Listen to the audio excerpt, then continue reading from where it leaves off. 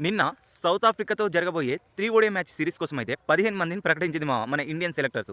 So, ఆ selection panel select చేసిన ప్లేయర్లలో player list రాగానే నేను ఫస్ట్ చూసిన పేరు ఏదైనా ఉన్నదంటే హర్షిత్ రాణా ఉన్నాడా లేడా అని చూసిన బ్రో. ఎందుకంటే గౌతమ్ గంభీర్ వాళ్ళ పెద్ద కొడుకు కదా. సో, సెలక్షన్‌లో ఉన్నాడా లేడా అని చెప్పేసి ఫస్ట్ అతని పేరే చూసిన. అతను ఉన్నాడు. అండ్ ఈ సిరీస్‌కి అయితే మన కేఎల్ రాహుల్ కెప్టెన్ చేయబోతున్నాడు. మన తెలుగు వాళ్ళు ఇద్దరు ప్లేయర్లు అయితే సెలెక్ట్ అయ్యారు bro. Nitish Kumar Reddy and Tilak Varma. Somewhere నాకైతే కొంచెం బాధ అనిపించింది. ఎందుకంటే మహమ్మద్ సిరాజ్ కూడా ఉంటే బాగుండు హర్షిత్ రాణా ప్లేస్‌లో అని చెప్పేసి నాకు పర్సనల్‌గా అనిపించింది.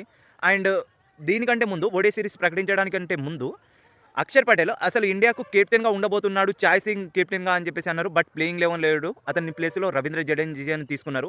It's okay fine. వాళ్ళిద్దరు సేమ్ క్యాపబుల్ ప్లేయర్స్ కాబట్టి ఇట్స్ ఫైన్. బట్ ఫస్ట్ నాకు హ్యాపీగా అనిపించింది రుతురాజ్ గైక్వాడ్ అండ్ యశస్వి జైస్వాల్ మన సెలక్షన్లో ఉండడం బ్రో. అదైతే బాగా అనిపించింది నాకు. ఎందుకంటే వాళ్ళు ఎప్పటి నుంచో ఆపర్చునిటీ కోసం వెయిట్ చేస్తున్నారు.